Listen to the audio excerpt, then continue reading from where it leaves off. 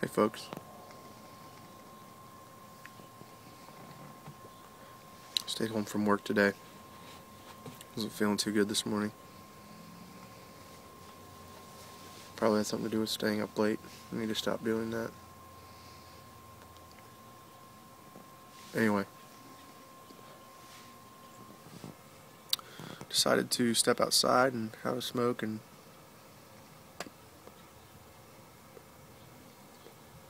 just let my mind wander, you know. Didn't really have a purpose for smoking, just wanted to enjoy the relaxation of it, I guess. Anyway, as I let my mind wander, start thinking about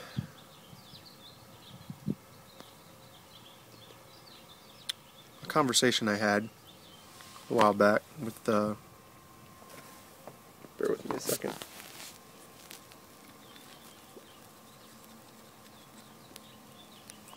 Another brother in Christ, and he was talking about he's a staff member with Campus Crusade for Christ. They're a college ministry that reaches out obviously to college students. Anyway, he and some of the other staff members were talking about some of the, I guess, just the draw, how younger generations, including myself, and he's probably early 40s, just how he's noticed, and I've noticed this too, but he's the one who kind of initiated the conversation. But he just was talking about how there's a draw to things old-fashioned. It's kind of a recycling of interests with things old-fashioned. So things like pipe smoking, obviously, I think that falls into the category. Straight razor shaving. Those are, I can't think, the two things that were the topic of our conversation together. This all took place a couple weeks ago. Actually, the weekend that I got that Peterson bent apple.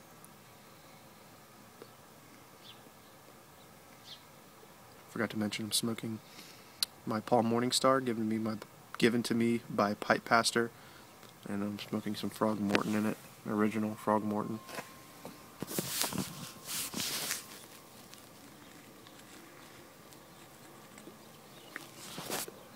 I'm enjoying this smoke very much right now. Recently I've been smoking a lot of aromatics, and today I was just like, man, I'm in the mood for an English blend.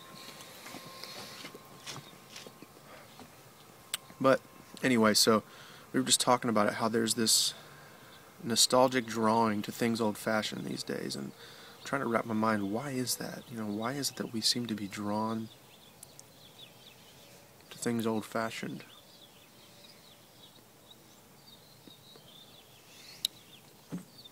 Personally, I think it's just an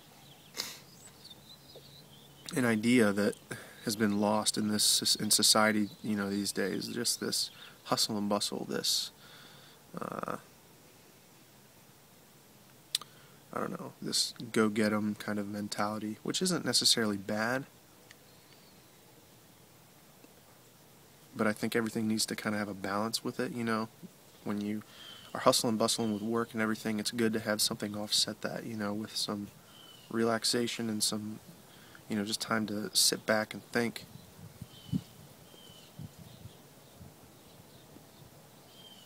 Kind of goes back to my last, I think, 2 videos ago, where I was talking Proverbial Ponderings, talking about a Bible verse from Proverbs that was talking about a man needing to understand, you know, the thoughts inside of him and what really drives, motivates him, inspires him, shapes his values and whatnot. But there's this real interest, seemingly, that's coming up in younger generations, including myself, say between 20 and 45,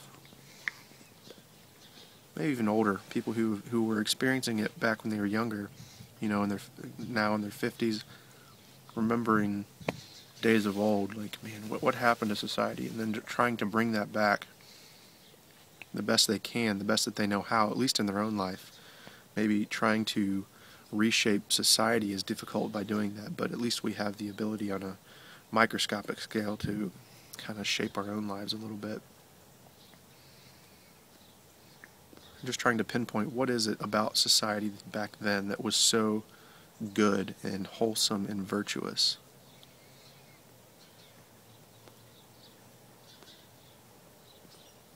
I think there was a natural compassion with society. The values of society as a whole were more conservative. Now we're seeing things turn towards a more liberal, almost tolerant view of everything. And tolerance isn't a bad thing, but I think when we sacrifice our own values for the sake of tolerance, I think that's where we got a problem. I don't think tolerance is necessarily, I don't think tolerance is necessarily saying that what you're doing is okay, or embracing that, I should say. Now I'm getting to more of the politics of today, which isn't what I was intending, but I think just values in general have become less conservative, been less kind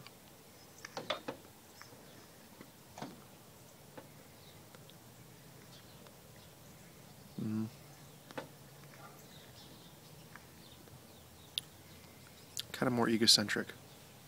What's in it for me? How can I get ahead? What can I do? Instead of thinking about, helping others and being gentlemen, Anyway, just wanted to throw my thoughts out there, kind of let my mind wander a little bit, and that's where it went. So, hope you guys are doing well, and I'm going to have to turn around and do a proverbial pondering right on top of this. I won't go far into it, I'll just read a verse and share some quick thoughts, but see you in just a sec.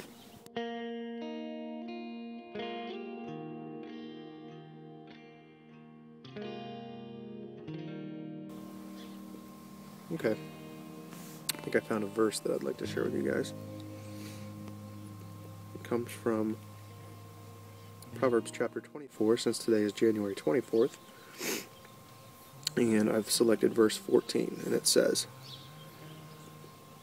"Know also that wisdom is sweet to your soul. If you find it, there is a future hope for you, and your hope will not be cut off." So we think about wisdom. I think it's more of a protective feature that we have, or that we can have. It helps us avoid from making bad decisions. It shows that we are thoughtful. It shows that we have thought things through, weighed the alternatives, the consequences. And I think it's very true. So wisdom is sweet to your soul. When you find it, there is a future hope for you. So if you take hold of wisdom, it's going to protect you from making any bad decisions.